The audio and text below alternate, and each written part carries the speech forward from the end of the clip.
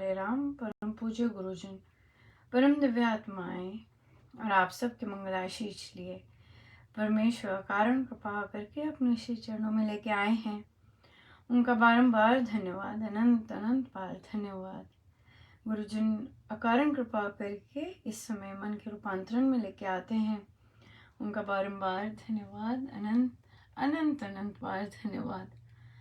बहुत ही गजब का दिन रहा बहुत ही ज़्यादा, और अनंत कृपा, बहुत सुंदर, बड़ी बड़ी दया रही प्रभु की।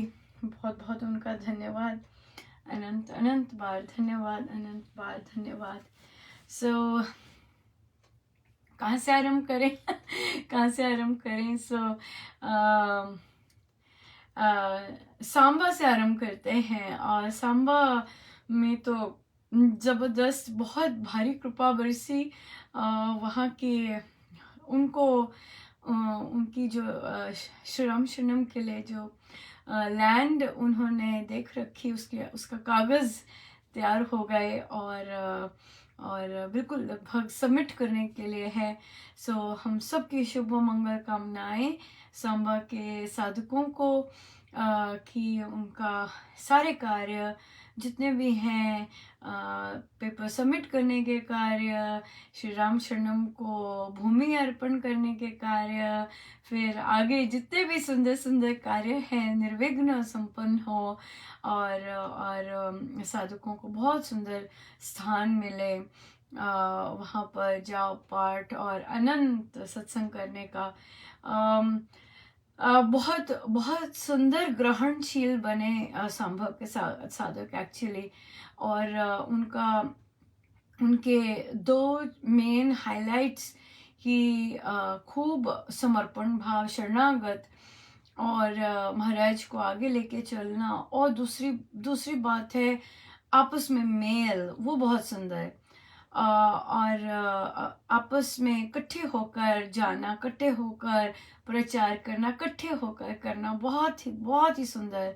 और तभी वो इतने ग्रहणशील बने कि महाराज ने जो उनके कार्य हैं वो वो बहुत सुंदर से पार लगाए। और देखिए नया ये वर्ष जाते जाते कितना सुंदर गिफ्ट देके गया है। और नव वर्ष में कितनी सुंदर हम परमेश्वर कृपा करें कि खूब खूब खूब खूब रौनक रहे खूब रौनक रहे।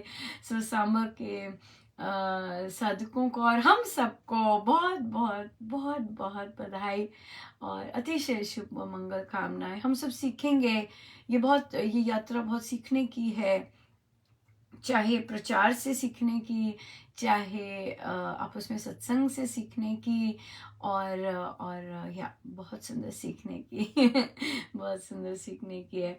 सो जो भी बाकी जगह साधक चाहते हैं कि उनके जो सत्संग है आगे बढ़े, ध्यान रखिएगा, महाराज को आगे रखिएगा, दूसरों को क्रेडिट दीजिएगा और साथ मिलके चलिएगा। अगर आप अकेले ही रथ दौड़ाएंगे तो प्रभु तो वो आपके चयन होंगे, और हम ये चयनों पे ही सारा डिपेंड करेगा, सारा कुछ चयन पे ही डिपेंड करेगा। सो आज मंदिर की यात्रा हुई, क्योंकि सैटरडे को वहाँ पर श्री रामायण जी का पाठ है।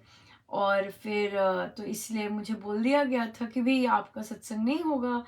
तो तो मैंने उनसे पूछा था कि मैं शुक्रवार को आ सकती हूँ कि नहीं आ सकती। कहते हाँ शुक्रवार को आ जाइए, हम फ्री हैं सारा दिन, सो आप आ जाइए। तो और मैं पहुँच गई। और समय से बहुत महाराज का समय होता है, हर चीज़ किस समय सत्संग होने सब महाराज का प्लानिंग होती है। तो चाहे मैं अगर एक टाइम सोचा था, तो अगर वहाँ लेट हो रहे तो मैं बड़ी कंफर्टेबल होती हूँ कि कोई बात नहीं, इस समय महाराज ने शुरू करवाना होगा। तो वही हुआ और मैं पहुँची। तो अभी समय था सत्संग आरंभ होने में, सारा कुछ सेट कर दिया था। पर मैं देख रही थी कि पुस्तकें कहाँ हैं, और तो दिखी नहीं पुस्तकें, और वो तो बाई चांस वहाँ के केयर टेकर जी वहीं थे। तो और फिर तो मैंने उनसे पूछा कि पुस्तकें कहाँ के थे? ओ बहन जी, हमने तो वो पैक करके रख दी, आप वो ले जाइए। तो ये पुस्तकें कोई नहीं पढ़ने वाला, और ये पुस्तकें कोई नहीं लेके जाने वाला। मैं चुप रही, मैंने कहा आप मुझे दे दीजिए, इसके साथ बाकी चीज़ें भी जो थी मैं लेके गई हुई, तो वो भी दे दीजिए। और तो फिर मैं तो फिर मैंने कहा वो बाहर टेबल है, वहाँ पर करना है? कहते हैं हाँ जी वहीं पे करना है। तो मैं लाल रंग का टेबल क्लॉथ लेके गई थी, आप फोटो देख सकेंगे, और डाली भी है, और लाल रंग का बिछाया, और उसके ऊपर फिर पुस्तकें सजानी शुरू की। और फिर उसने पुस्तकों ने सारा सारा का सारा टेबल मलक लिया। और फिर वहाँ पर प्लेकार्ड्स लगाए कि इससे राशि जो भी आएगी वे मंदिर को दी जाएगी, और मंदिर में ही जाएगी। और मुझे शर्मा जो केयर टेकर जी थे वो बार बार यही बोल रहे कि ये सब रखने की ज़रूरत नहीं है, ये सब लिखने की ज़रूरत नहीं है, अपने आप ही वे देते हैं, सब लोग वहीं डालते हैं। मैंने इसकी तरफ ध्यान नहीं दिया, और जब मैं पुस्तकें रख रही थी वे फिर आए बोलने, ये कोई नहीं पढ़ेगा बहन जी, ये किसी ने नहीं पढ़नी है, गुरु की है। फिर मैंने उन्हें देखा मैंने कहा बार बार बोल रहे हैं, मैंने कहा गुरु हैं वे, पर वे संत हैं। और जब मैंने उन्हें देखा इस तरह से, तो मैंने उनकी आंखों में आंखें डाल के देखा, मैंने कहा वे संत हैं। और उन्हें फिर कहा कि ये अजीब बात नहीं है कि मैं अकेली आ रही हूँ सत्संग करने, बहुत अजीब बात है ना, और मैं नियमित आती हूँ, और बहुत सुंदर सत्संग होता है और तो भाई, तो ये तो अगर ये इतनी अजीब बात है कि मैं सत्संग अकेले आती हूँ, कोई नहीं बैठता, और मैं अकेले सत्संग करके चली जाती हूँ, तो कुछ तो है इसमें, है ना, कुछ तो है। तो उन्हें बोला कि मैं जैसे मुझे मेरे परमेश्वर बोल रहे हैं करने को, मैं वैसे ही करती जा रही हूँ, अपनी बुद्धि नहीं लगा रही इसमें, जैसे वे चाहते हैं मैं वही कर रही हूँ। और इसलिए इन पुस्तकों को यहीं रहने दीजिए, और देखते हैं और फिर अंदर गई, और सत्संग आरंभ हुआ, तो माइक अच्छा खासा आज तो बहुत ही ऊंचा गूंज रहा था, पर और गूंज रहा था, तो जैसे आरंभ किया सर्वशक्तिमते, तो बाप रे, बिल्कुल ऐसे लगा जैसे कि ब्रह्मांड में गूंज रहा हो, इतना जबरदस्त था। पर अमृतवाणी जी शुरू की, तो वो माइक ची ची करता है ना, जब जब कुछ ना कुछ ठीक ना हो। और तो पर मुझे सबसे मैं पोस्ट में लिखा भी कि मुझे बहुत स्ट्रेंज लगा कि मुझे वो इरिटेट नहीं कर रहा था, और वह बहुत ही सुंदर, जैसे शंखनाद होता है ना, मुझे वो ऐसी आवाजें लगी जैसे कि बहुत ही सुंदर कुछ श्री गणेश हुआ है। क्योंकि और फिर ये भी आवाज हुआ कि कल से, जैसे हमारी आपकी तो होने वाली थी, पर हमारी कल से सारा उत्सव और सारा हर जगह स्टार्ट होगा, सत्संगों का, मंदिर का। तो ऐसे लगा कि मानो प्रभु श्री गणेश वही कर रहे हैं। और तो अमृतवाणी जी में चलता गया, और वो डिस्टरबेंस चलती गई, पर बहुत जबरदस्त आनंद था श्री अमृतवाणी जी में। और मैं नोटिस कर रही थी कि मानो ऐसे लग रहा हो जैसे कि ना ब्रह्मांड में श्री अमृतवाणी जी जा रही हैं, और अनेकों शक्तियां जैसे आती हैं ना, आ रही हैं, लेकिन वो श्री अमृतवाणी जी चलती जा रही हैं, निकलती जा रही हैं आगे बड़ा अच्छा लग रहा था, बहुत अलग सी अनुभूति सी हो रही थी ऐसी, कि वे चलती जा रही हैं, और जितनी भी ची ची करके जो जो भी साउंड सी या शक्तियां थी, जो भी जैसी भी महसूस हो रहा था, वो सब ची ची ही कर रही थी। लेकिन श्री अमृतवाणी जी तो ओ बाप रे, मानो कि पता नहीं कौन से रथ पे सवार चलती जा रही थी, बहुत जबरदस्त था आज। श्री अमृतवाणी जी का सत्संग, और फिर उसके बाद जब प्रवचन पीयूष जी आए और साक्षात्कार का प्रसाद मिला पढ़ने को, ओ माय गॉड, मानो कि स्वामी जी महाराज साक्षात ही रहे वहाँ पर। बहुत ज़्यादा, बहुत सुंदर भाव थे, बहुत अलग सी वाइब्रेशंस थी, बहुत सुंदर।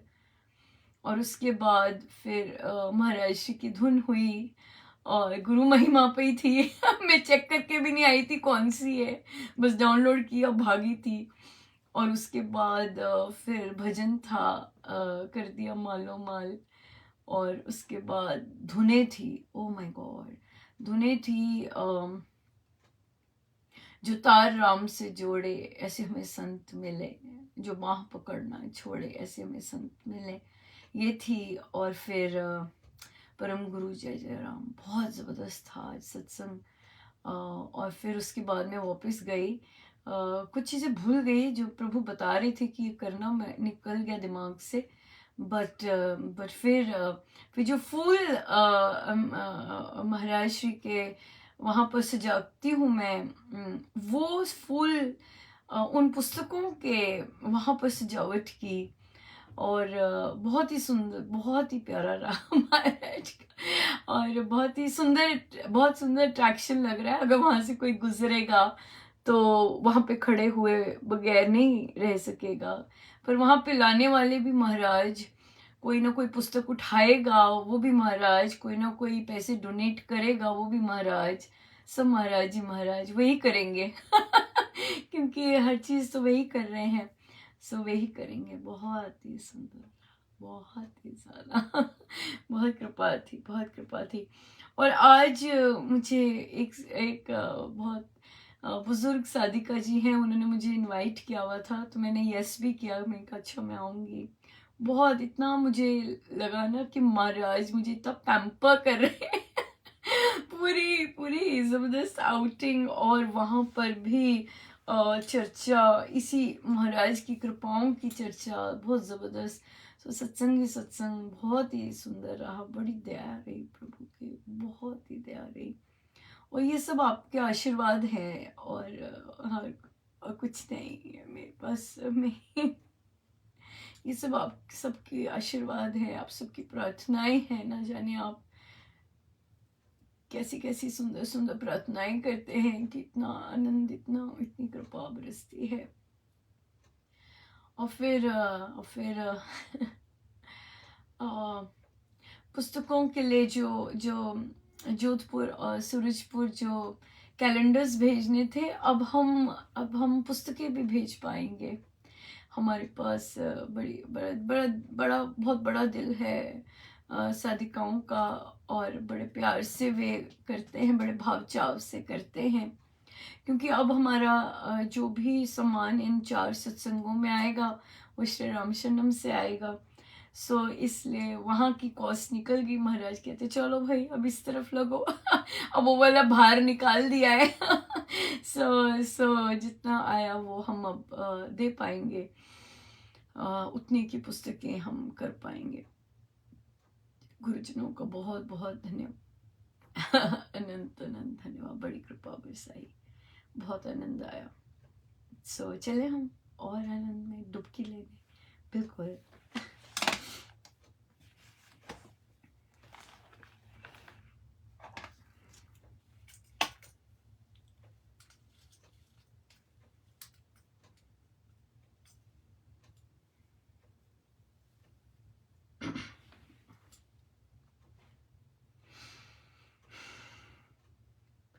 पृष्ठ है 366।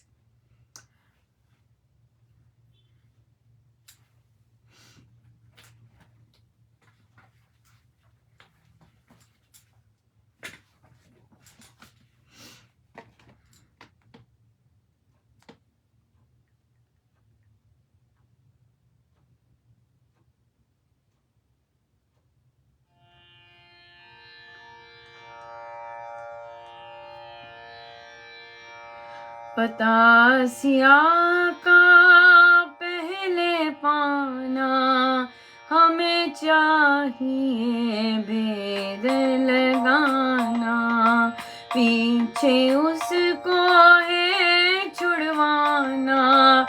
असुर दुष्ट को मार मिटाना। महापुरुष जग में हो जाने, बुद्धिमान हो सबने माने। वीर धीर हो नर प्रताप, बनो ना ऐसे तुम अनुतापी। जय सिया राम, जय जय सिया राम, जय सिया राम, जय जय सिया राम, जय सिया राम, जय जय सिया राम, जय सिया राम, जय जय सिया राम। भ्राता का सुन कर कथन, धैर्य धर रघुनाथ। साहस उत्साह से चले आगे लक्ष्मण साथ। शोकित व्याकुल बंधु को, बुद्धि युक्ति बल संग शांत करता था अनुज। भर कर भाव तरंग, सावधान होकर सजग रहता सा सब रात। बड़े बंधु की वेदना हरता कर शुभ बात। मत फिरे गजराज जो, केसरी अति निर्भीक। ऐसे भाई साथ वह फिरता मन रख ठीक।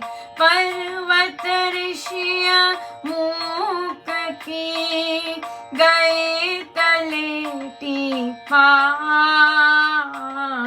उस गिरी पर सुग्रीव का था हो रहा निवास। शस्त्र अस्त्र धारण किए, देखे उसने वीर।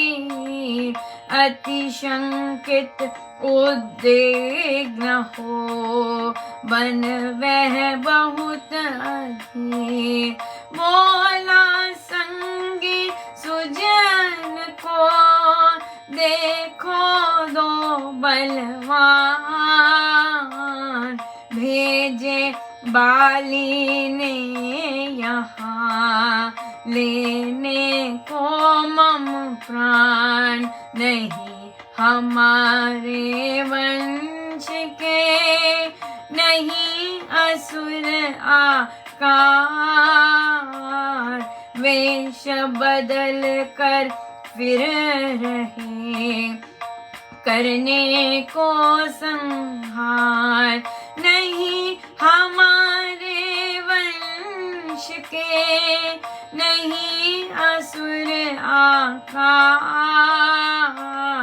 वेश बदल कर फिर रहे, करने को संहार।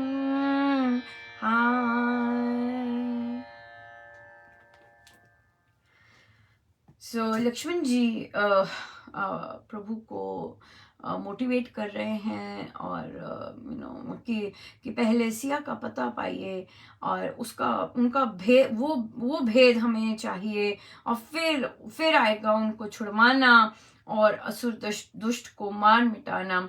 और कहा कि आप तो महापुरुष जाने जाते हैं, है ना, बुद्धिमान हो ऐसे माने जाते हैं, वीर धीर हो, हाँ ऐसे प्रतापी हो, तुम ऐसे नहीं अनुताप ऐसे मत करो, हाँ ये सब तुम ये हो तुम, हाँ ऐसे जाने जाते हो।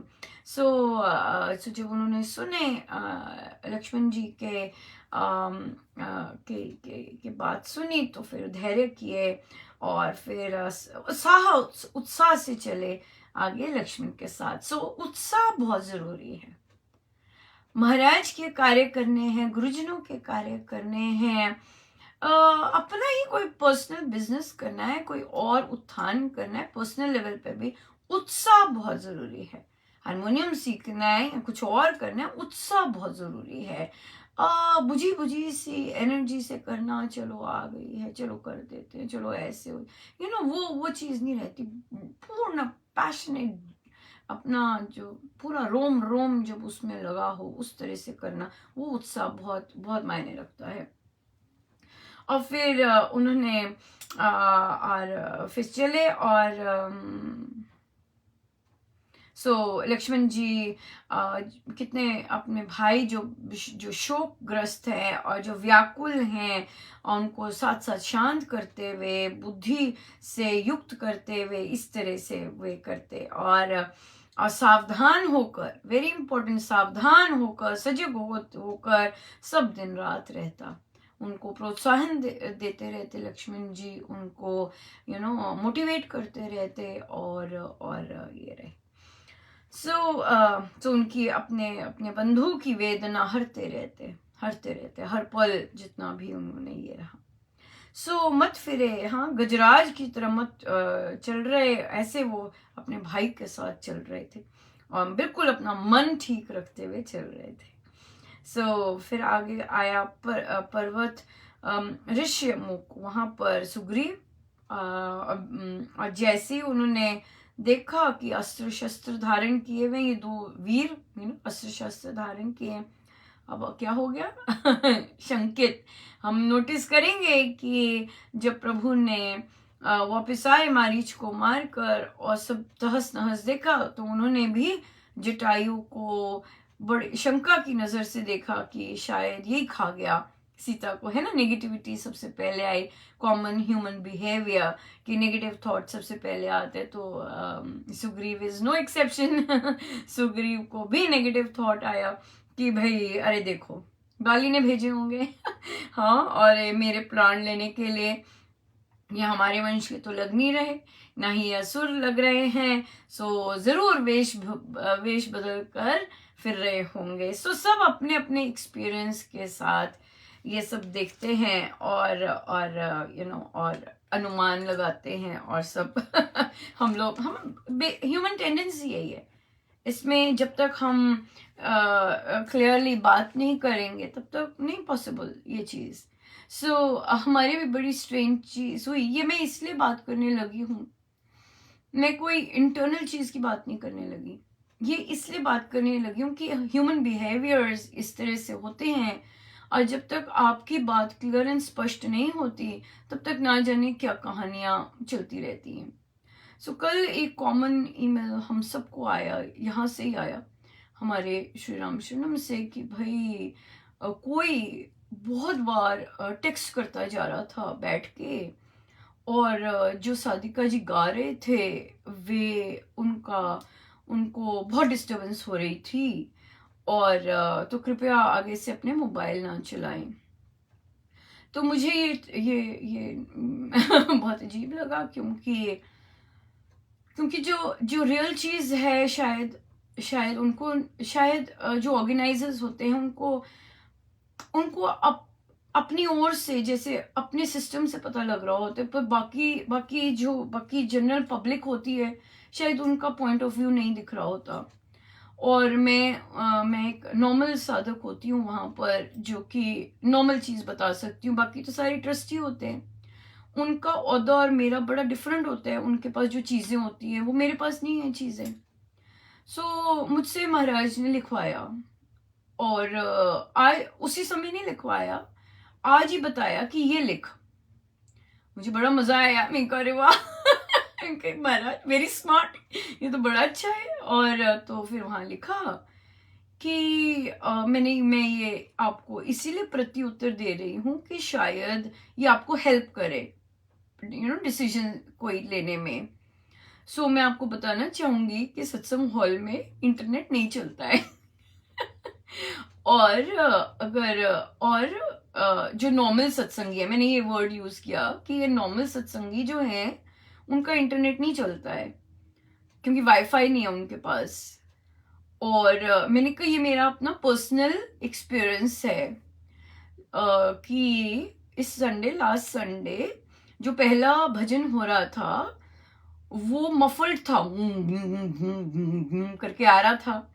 सिर्फ पहला शब्द ही सुन रहा था, दीनदयाल, बाकी ढोलक सुन रही थी, बट शब्द ऐसे मफल्ड थे, कुछ भी नहीं समझ आ रहा था। तो मैं जानती थी उन साधिका जी को, और फिर मैंने उन्हें टेक्स्ट भेजा, व्हाट्सएप भेजा, वो नहीं गया, वो मैसेज ही नहीं गया। तो मैंने कहा ठीक है महाराज, आप ऐसे ही रखना चाहते होंगे सारा भजन, क्योंकि मैंने लिखा था टेक्स्ट में कि अपना माइक या इंटरनेट चेक कर लीजिए। यूजुअली मैं करती हूँ, हमारा जो सत्संग होता है वहां पे मैं यही करती हूँ कि इंटरनेट चेक कर लीजिए, क्योंकि हमारा तो मेरे को बाकियों का नहीं पता बाकियों का क्या होता है प्रयोजन, बट हम लोगों का तो मेन ये होता है कि सत्संग सुपर बेस्ट चलना चाहिए। क्योंकि जो साधक इतनी सुबह उठे हैं, जैसे आप लोग उठे हैं, अगर आवाज ही नहीं आ रही भजन की, तो फिर वहां तो मजे क्या है ना, मतलब क्या ऐसे ऐसे आता रहे, तो फिर वो तो सत्संग की लय को ही तोड़ देता है। तो हर जगह ऐसा प्रोविजन नहीं होता कि ऑफ कर दें और कोई और गाने लग जाए। हम लोग तो ऐसा कर लेते हैं, हम लोग नीचे मैसेज लिख देते हैं कि भाई इंटरनेट गड़बड़ है, 2-3 मिनट और देखेंगे, चल भाई वो बंद किया। और ताकि सत्संग जो है हमारे लिए ये मेन है, ये हमारा है, हमारा अपनी सोच है, और हम लोग ऐसे ही करते हैं, क्योंकि हम लोग सब एक जैसा ही इसमें सोचते हैं कि सत्संग बेस्ट होना चाहिए, क्योंकि महाराज भेजते हैं साधक, राइट। तो हम साधकों का वो टेस्ट और वो सब क्यों खराब करें।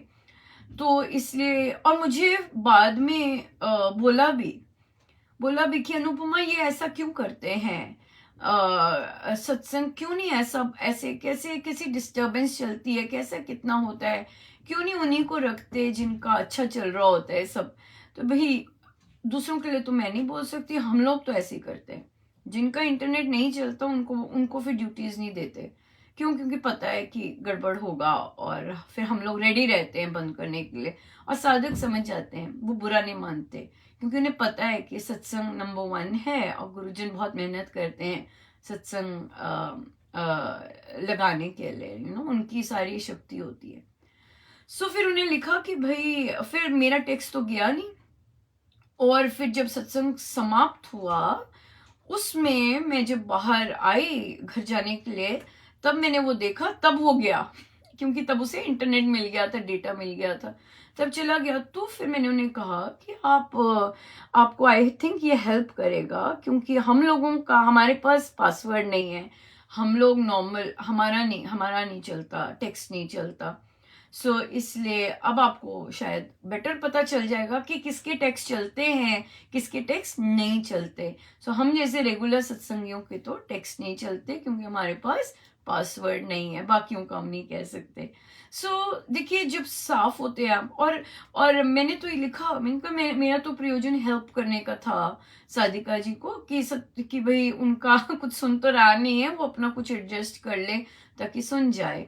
और पर ऐसा हुआ नहीं, महाराज जी नहीं चाहते थे, तभी नहीं हुआ ना, नहीं तो कुछ कोई देख लेता, कोई कुछ ऐसे कर लेता, पर पता था कि नहीं, वहां ही पता लग गया कि महाराज जी, मतलब टेक्स्ट ही नहीं गया, तो फिर उनको संदेश नहीं मिलेगा, इसलिए ऐसे ही बैठो ऐसे ही बैठो, मुझे तो फर्क नहीं पड़ता, क्योंकि मैं तो माला लेके बैठती हूँ।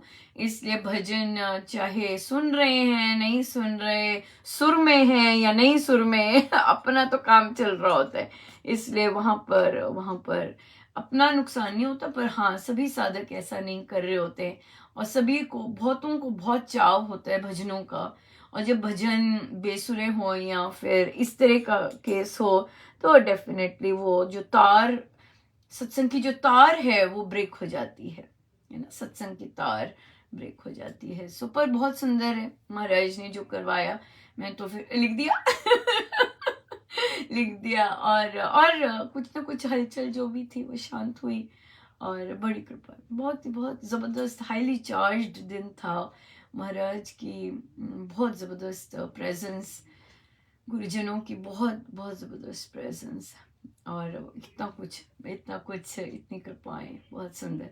सो इसलिए साफ बात करना, और आपका अगर प्रयोजन हेल्प करना है सदा, और आप दूसरों के बिहेवियर से हेल्प करना छोड़ते नहीं हैं।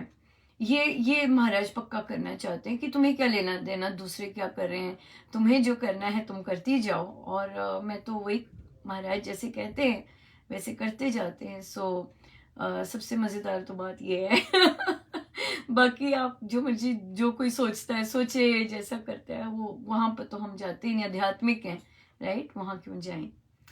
सो आज बहुत इंटरेस्टिंग प्रश्न है हमारे पास कि रामायण जी में बच्चे ने पूछा, रामायण जी में भरत जी की भी बहुत सुंदर भक्ति रही है, और या फिर एडल्ट में था पूछा, मुझे नहीं पता, भूल गई।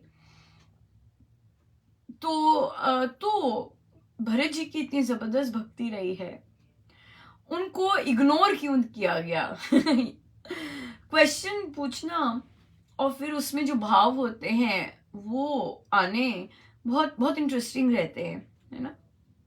कि भरत जी को क्यों इग्नोर किया गया, वे किसी पिक्चर में भी नहीं है ना, जो राम दरबार की पिक्चर होती है वहां भी नहीं है। उनकी भक्ति भी कम नहीं थी, तो उनकी क्यों नहीं फोटो आती, उनको क्यों बाहर रखा।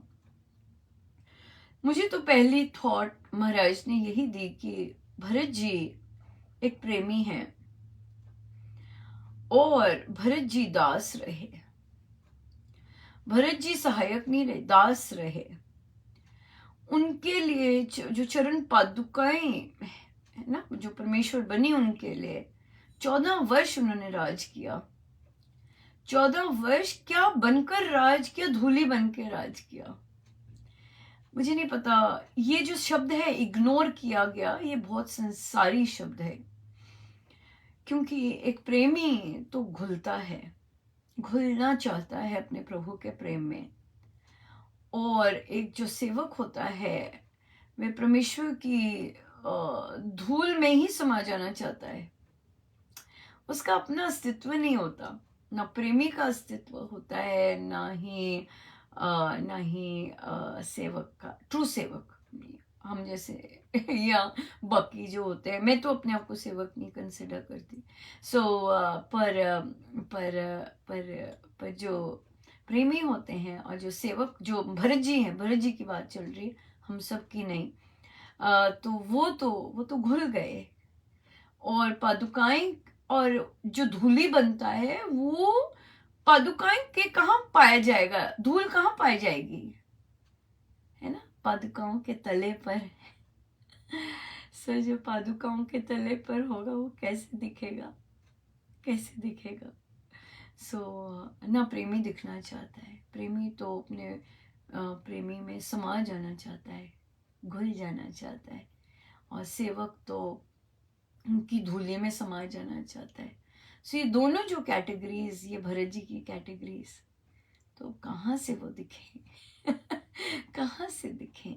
हाँ, तो उन्होंने तो जो 14 वर्ष राज भी किया है वो भी परमेश्वर, और भरत जी ने का जो प्रेम रहा वो उनका सूक्ष्म परमेश्वर पादुकाओं के में अपने राघव को समझ के रहा, है ना। तो जो सूक्ष्म में प्रेम होता है और जो आस्था होती है वह तो फिर सूक्ष्म ही रहती है ना, उनकी फोटो नहीं आती, उनकी फोटो नहीं आती।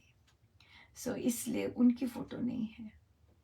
और जो राम दरबार है उसमें जो जितने भी जन हैं वे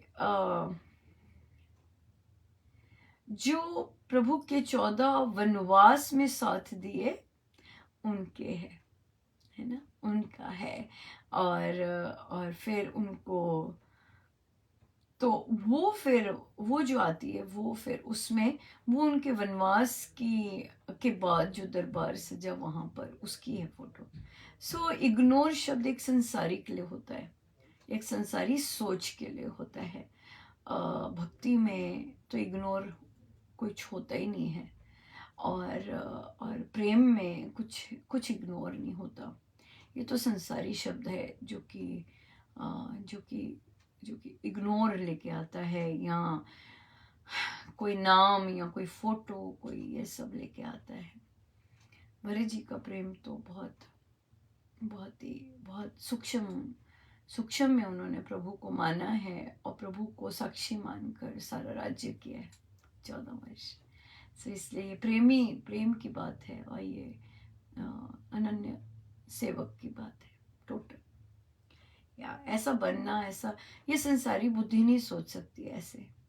इट्स वेरी हार्ड कि इस तरह की सोच सोचे। और पर होती हैं, जैसे कई लोगों ने देखी हुई है, पूरा जब होता है तो उसमें होती है भरत जी की। पर हाँ, ये बात है। फिर प्रश्न आया कि फिर ले लेंगे प्रश्न, है ना, कुछ प्रभु के श्री चरणों में अर्पण करते हैं।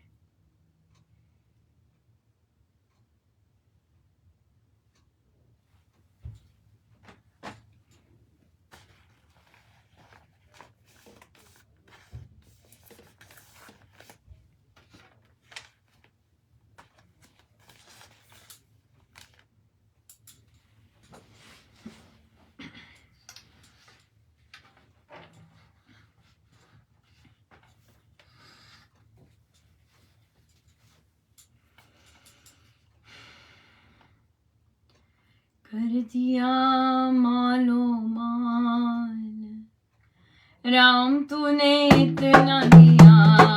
कर दिया मालो माल राम, तूने इतना दिया। कर दिया लालो लाल राम, तूने इतना दिया। कर दिया लालो लाल राम, तूने इतना दिया। कर दिया मुझे निहाल राम, तूने इतना दिया। कर दिया मुझे निहाल